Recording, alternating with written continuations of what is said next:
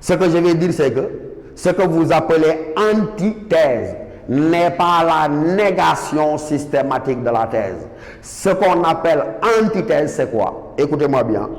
Dans l'antithèse, je conserve la thèse et ensuite je la dépasse. Je ne peux pas dire thèse, M. Tounkara est très beau. Antithèse, M. Tounkara est très laid. Ça tombe sous le sens. Donc, quand j'ai dit, on conserve ce qu'on avait dit et on le dépasse, après avoir dit thèse, M. Tounkara est très beau, antithèse, vous dites, même s'il est très beau, il aurait pu être plus beau s'il était tel, s'il était tel. Vous avez conservé qu'il était toujours très beau, mais que vous l'avez dépassé. Ce qui est rigoureusement inadmissible, c'est ce que j'ai dit, que vous puissiez dire dans la deuxième partie ou la tête adverse que M. Tounkara, après avoir dit qu'il est très beau, que M. Tounkara est très laid. Et donc, cela vous permet d'être fidèle un peu à la perspective du sujet. C'est vrai que le sujet est un champ ouvert, je suis d'accord. Et surtout les sujets que vous avez au bac. Il est absolument rare, pour ne pas dire que ça ne s'est presque jamais produit, qu'un sujet vous enferme dans les limites d'une seule leçon. C'est pourquoi la consigne que je vous donne, ne partez jamais du cahier de cours vers le sujet, mais partez toujours du sujet vers le cahier de cours et vous voyez vous-même la différence. Celui qui part du cahier de cours vers le sujet, c'est celui qui se dit lan mo génn. Lan mo génn, ça veut dire mais à quoi ou à quelle leçon se rapporte le sujet. C'est la meilleure manière de faire hors sujet, de passer à côté de ce qu'on vous demande. Parce que généralement, le sujet qu'on vous donne au bac est un sujet de synthèse qui peut nécessiter que les arguments j'aille les chercher de qu'est-ce que la philosophie jusqu'à l'esthétique. C'est pourquoi j'ai dit, on ne part pas du cahier de cours vers le sujet, mais on part du sujet, de sa lecture, de sa compréhension, pour aller chercher les moyens de l'argumenter dans le cahier de cours. Et cela permet non seulement de ne pas faire hors sujet, mais cela permet de délimiter le champ à l'intérieur duquel peut s'inscrire notre argumentation. Dans le développement pour ce sujet que nous avons, vous insistez, mais sans réciter le cahier de cours de façon mécanique, sur tout ce que vous savez, sur l'opposition entre le philosophe et celui qu'on appelle tout le monde, le vulgaire, l'homme du sens commun, et cette opposition-là, elle est délimitée dans ces termes par le sujet. On ne vous demande pas de réciter tout ce qu'on vous a dit sur les rapports entre le philosophe et le sens commun, mais vous l'articulez au concept du sujet. L'opposition, c'est ici à ce niveau-là. Dire en y pensant, dire sans y penser. Et vous montrez clairement, oui, que le philosophe désirait de faire la différence entre le bien et le mal, de faire la différence entre le vrai et le faux. Il s'inscrit dans le doute, et en s'inscrivant dans le doute, dans la vigilance et dans la méfiance, il réfléchit de façon critique, là où l'autre, encore une fois, adhère. Et quand il adhère de façon émotionnelle et spontanée à l'ensemble des vérités établies par la société. C'est à ce niveau-là que vous insistez, mais vous n'avez pas besoin de réciter tout votre cours sur la réflexion critique et tout votre cours sur l'opposition entre le philosophe et l'homme du sens commun. C'est une discipline intellectuelle que de savoir s'en tenir au postulat du sujet lui-même. Et dans la deuxième partie, c'est là où maintenant on attend de l'élève sa capacité à réfléchir de façon critique. Parce que quel est le but de la philosophie? On vous l'a dit, à travers les différents systèmes et à travers la contradiction habituelle à laquelle ils sont confrontés, mais vous vous rendrez compte que simplement la finalité est de faire naître en vous cette capacité à réfléchir par vous-même et à réfléchir de façon critique, à prendre vos distances avec toutes les fausses évidences, avec tous les préjugés, toutes les opinions, toutes les croyances naïves et spontanées acceptées comme telles. Donc l'attitude de l'homme du sens commun est une attitude d'adhésion, j'ai envie de dire émotionnelle et sentimentale, alors que l'attitude du philosophe, elle n'est pas exigée du sentiment, mais elle est simplement une activité de réflexion critique, parce qu'on vous l'a dit et répété, pour l'essence, la philosophie, elle est d'abord et avant tout une activité rationnelle. Et donc, après avoir dit ça maintenant, dans le développement, en mobilisant les outils grammaticaux de l'argumentation, je vous l'ai dit pour assurer la cohérence interne, parce que je vous ai dit, attention, la qualité de votre travail n'a pas de rapport avec l'abondance de votre propos. On peut être bavard, mais il est préférable d'être concis, d'être rigoureux et surtout d'être pertinent. L'autre élément, c'est les citations. On en voit très fréquemment se promener avec un petit cahier rempli de citations, s'imaginant qu'il s'agirait de les apprendre par cœur et de les convoquer à tort et à travers pour donner l'impression d'avoir une bonne culture philosophique que non. Il faut faire une utilisation intelligente de ce que vous appelez les citations. Elles ne sont pas indispensables, oui, mais elles sont largement souhaitées parce qu'elles témoignent de votre culture philosophique, mais n'en abusez pas. Il ne s'agira pas d'un défilé de mode d'auteur, mais j'ai dit, contentez-vous de 2 ou d'un maximum de 3 citations.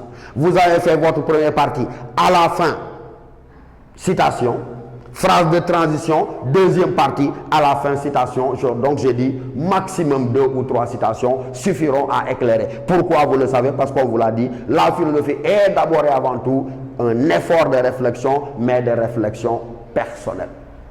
Et donc il ne faudrait pas abuser de ces citations-là. Il ne faudrait pas également les forcer. Elles devraient naturellement venir d'elles-mêmes parce qu'elles s'imposent au moment où vous êtes en train de vouloir les convoquer. L'autre élément important, c'est de veiller à l'équilibre des parties.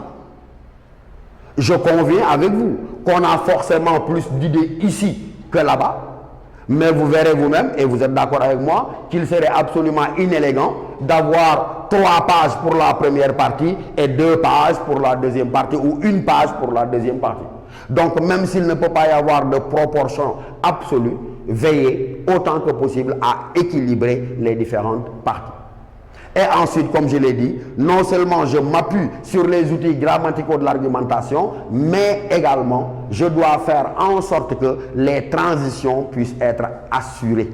Parce que ce sont les transitions qui permettent au correcteur de surveiller la progression de mon argumentation. Lorsque une copie est bien présentée, le correcteur qui a 400 ou 500 copies, il ne se fatigue pas parce qu'il surveille les phrases de transition et ça lui permet de voir la progression de votre propre raisonnement. Vous pouvez déjà faire une synthèse partielle à la fin du développement. Mais n'oubliez pas que dans la conclusion maintenant, qui est la dernière étape, vous allez avoir 3 parties fondamentales dans la conclusion. La première partie, c'est le résumé, le bilan ou la synthèse des différentes articulations de développement. Et la deuxième partie obligatoire, c'est le moment par lequel vous prenez position. Ça veut dire quoi? Que vous répondez à la question posée par le sujet. Parce que dans tous les cas, on vous a dit qu'en pensez-vous, ou bien on vous a posé une question directe. Je ne réponds ni dans l'introduction, je ne trahis pas de réponse non plus dans le développement, mais ce n'est qu'au niveau de la conclusion que je prends position. La troisième chose que vous avez apprise depuis très longtemps, elle est facultative, c'est le fait d'ouvrir le sujet à 2 autres perspectives. Mais retenez-le, 2 étapes contraignantes dans la conclusion. D'abord, la synthèse, le bilan des différentes articulations de développement et ensuite la prise de position en évitant bien sûr la première personne du singulier. Ne dites pas moi je pense, mais dites de notre point de vue, à notre avis et donnez votre position donc par rapport à la question. Voilà donc les exigences minimales auxquelles vous devez être astreint lorsqu'il s'agit du travail de dissertation philosophique. Je crois que vous avez retenu l'essentiel de mon propos, à savoir que accorder une place extrêmement importante à la lecture, à la relecture et à la compréhension du sujet. L'introduction, de grâce, vous l'écrivez entièrement au brouillon. C'est le premier contact entre vous et le correcteur et donnez-lui envie, je dis bien, de continuer à vous lire. Vous savez bien ce que je dis. Quand je dis donnez-lui envie au correcteur de continuer à vous lire, ça veut dire que si vous commencez par écrire philosophie PHY et à aligner les fautes dans la première phrase, il vous lit, mais quelque part la note est déjà donnée dans son esprit. Donc ça veut dire quoi? Travaillez, retravaillez votre introduction en sorte que, encore une fois, elle donne la promesse d'un développement et d'une conclusion conséquente. C'est pourquoi donc il faut lui accorder toute l'importance. Et je vous ai dit, dans cette introduction, il y a une étape fondamentale à laquelle le correcteur attache la plus grande importance, c'est l'étape de la problématisation. Ça veut dire quoi? Il part du principe que, comme je vous l'ai dit au début de mon propos, philosopher, c'est être capable de voir la difficulté, de voir l'ombre dans ce qui paraît être évident, l'ombre dans ce qui paraît être de la lumière. Et donc c'est à partir du moment où vous aurez montré clairement le problème posé que véritablement vous vous êtes donné les moyens presque d'avoir une bonne dissertation. On pourrait multiplier les sujets. Parce que c'est cette étape-là qui est importante. Et généralement, la difficulté prend la forme peut-être d'une contradiction. Un autre sujet, déjà sorti au bac, juste pour qu'ensemble, on s'habitue à voir la difficulté et à réussir notre problème d'articulation. Le sujet dit, un acte peut-il être inhumain? Mais je n'ai pas de problème. Oui. Quand le sujet dit un acte peut-il être inhumain, mais vous vous dites tout de suite, attention, qu'est-ce qui fait problème si je vous posais la question à l'un de vous? Je crois que n'importe lequel d'entre vous mais pourrait tout de suite me dire, Michel, il y a problème. Il y a problème à demander, mais un acte peut-il être inhumain? Et où se trouve le problème? C'est évident. Il est dans la contradiction qu'il y a. Le problème, disais-je, est dans la contradiction qu'il y a entre un acte et inhumain. Parce qu'en principe, un acte posé par l'homme devrait-il être inhumain, mais un acte posé par l'homme, on devrait en dire qu'il est humain. Et donc le problème, c'est de se demander comment un acte posé par l'homme peut-il en même temps non pas être humain, mais être inhumain. Et vous voyez déjà. Travaillons toujours sur un autre sujet sorti au bas. On vous dit, toujours pour nous aider à nous familiariser avec la mise en évidence du problème, on nous dit le rationnel est-il le critère? On nous dit le rationnel est-il le critère de la vérité? C'est déjà un sujet sorti au bac. Et vous êtes capable vous-même de me dire, mais qu'est-ce qui fait problème? Ce qui fait problème, c'est qu'on puisse me demander si le rationnel est, je souligne volontairement, si le rationnel est le critère de la vérité. Si la question était, le rationnel est-il un critère, vous me direz que la question n'a pas besoin d'être posée. Mais donc ce qui fait problème, c'est qu'on puisse me demander si le rationnel est le sous-entendu, le seul critère de la vérité. Pourquoi cela fait-il problème? Parce qu'on vous l'a appris. Le rationnel, dans rationnel, nous avions ratio en latin qui signifie la raison. Et donc ce qui est rationnel, c'est ce qui est établi par la raison. Or, on vous a dit, dans le cours sur philosophie et religion, sur philosophie et mythe, sur philosophie et magie, qu'il y a des vérités autres que rationnelles. Ça veut dire quoi? Il y a des vérités qui ne sont pas de l'ordre du rationnel. Et s'il y a des vérités autres que rationnelles, comment le rationnel pourrait-il être le seul critère de la vérité? On pourra multiplier les exemples. Prenons-en un dernier. Bac 2013, peut-être, si je me souviens bien. Le sujet disait, vouloir la certitude, n'est-ce pas tuer la philosophie? Voilà ce que disait le sujet. Mes chers élèves, si on fait le même travail, dites-moi où se trouve la difficulté. Vouloir la certitude, n'est-ce pas tuer la philosophie? Qu'est-ce qui fait problème? C'est évident. C'est qu'il y a deux notions contradictoires, et ces deux notions ici, mais on vous l'a déjà dit et vous le savez, c'est la notion de certitude et c'est la notion de philosophie.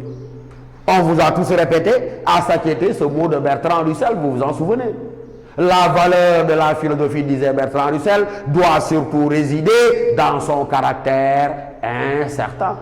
Et si la philosophie donc baigne dans une incertitude permanente du fait de l'impossibilité pour elle d'apporter des réponses définitives à ces questions-là, tout le monde sait donc que le jour où la philosophie se fera certitude, elle cessera d'être philosophie.